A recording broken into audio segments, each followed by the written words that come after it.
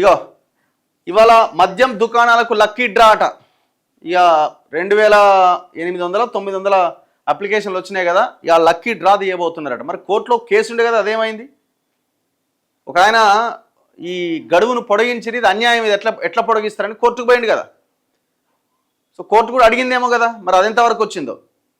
సికింద్రాబాద్ యూనిట్లో lucky draw ఏర్పాట్లు పరిశీలిస్తున్న ఆబ్కారీ అధికారులు నేడు మద్యం దుకాణాలకు లక్కీ డ్రా. తక్కువ దరఖాస్తులు వచ్చిన 19 షాపులకైతే వాయిదా వేసిరట. మరి ఎందుకు వాయిదా వేసారు? మద్యం దుకాణాల ఎంపిక కోసం చేపట్టిన దరఖాస్తుల దాఖలు ప్రక్రియలో కీలకమైన ఘట్టమైన లక్కీ డ్రా నిర్వహణకు ఆబ్కారీ శాఖ అధికారులు ఏర్పాట్లు పూర్తి చేశారు. సోమవారం అంటే ఇవాళ ఉదయం 11 గంటలకు ఆయా జిల్లాల కలెక్టర్ల సమక్షంలో నిర్వహించే డ్రాలో దుకాణాలు దక్కించుకునే వారెవరో తేలబోతున్నారు. రాష్ట్ర వ్యాప్తంగా 2620 మద్యం షాపులకి 95,137 అప్లికేషన్లు వచ్చినాయి. అయితే క్రితం సారితో పోలిస్తే దరఖాస్తులు తక్కువగా దాఖలైన 19 దుకాణాల డ్రాను ఆబ్కారీ శాఖ వాయిదా వేసిందట. పోయినసారి కంటే ఈసారి 19 ప్లేసెస్లో దుకాణాలు తక్కువగా దాఖలైనాయట. సో ఆ అప్లికేషన్స్ తక్కువ వచ్చినవి వాయిదా వేసినాడు. ఎట్లా వేయడానికి లేదు కదా, ఎందుకంటే మీరు ఒక జీవో ఇచ్చిన తర్వాత దాని ప్రకారంగా ముందుకు వెళ్లాల్సిందే.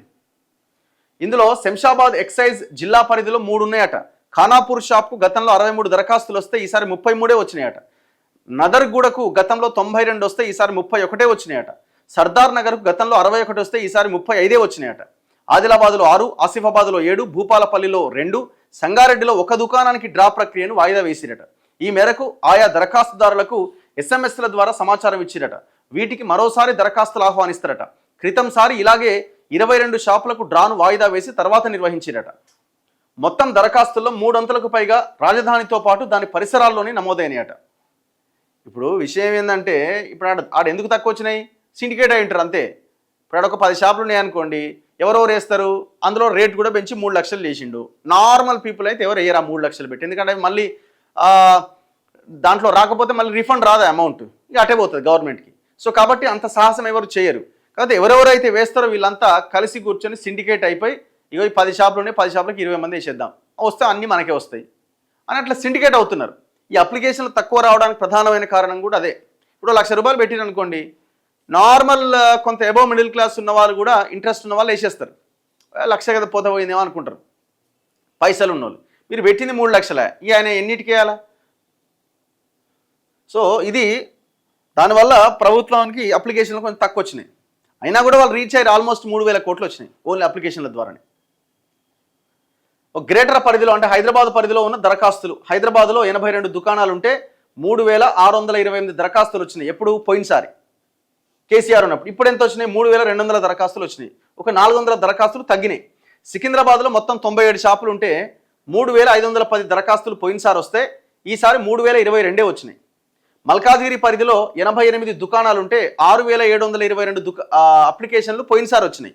ఈసారి 5,168 వచ్చినాయి. మేడ్చల్లో 114 దుకాణాలు ఉంటే 7,017 పోయినసారి వస్తే 6,063 వచ్చినాయి. అంటే దాదాపు 1000 అప్లికేషన్లు తక్కువ వచ్చినాయి. ఎక్కడ? మేడ్చల్లో. మల్కాజ్గిరిలో ఆల్మోస్ట్ 1.5 1,500 తక్కువ వచ్చినాయి. 1,500 గంతే అటు ఇటు. సరూర్ నగర్లో 134 షాపులు ఉంటే 10,908 అప్లికేషన్లు పోయినసారి వచ్చినాయి. ఈసారి 7,845 వచ్చినాయి. అంటే దాదాపు 2,000కు పైన తక్కువ వచ్చినాయి. శంషాబాద్లో 100 షాపులు ఉన్నాయి. 10,811 అప్లికేషన్లు పోయినసారి వస్తే ఈసారి 8,536 అప్లికేషన్లు వచ్చినాయి, తగ్గినాయి. ఈ జిల్లాలో కూడా ఇట్లే పరిస్థితున్నది. కారణం ఏంటంటే ఆ 3 లక్షలకు పెంచడమే కారణం.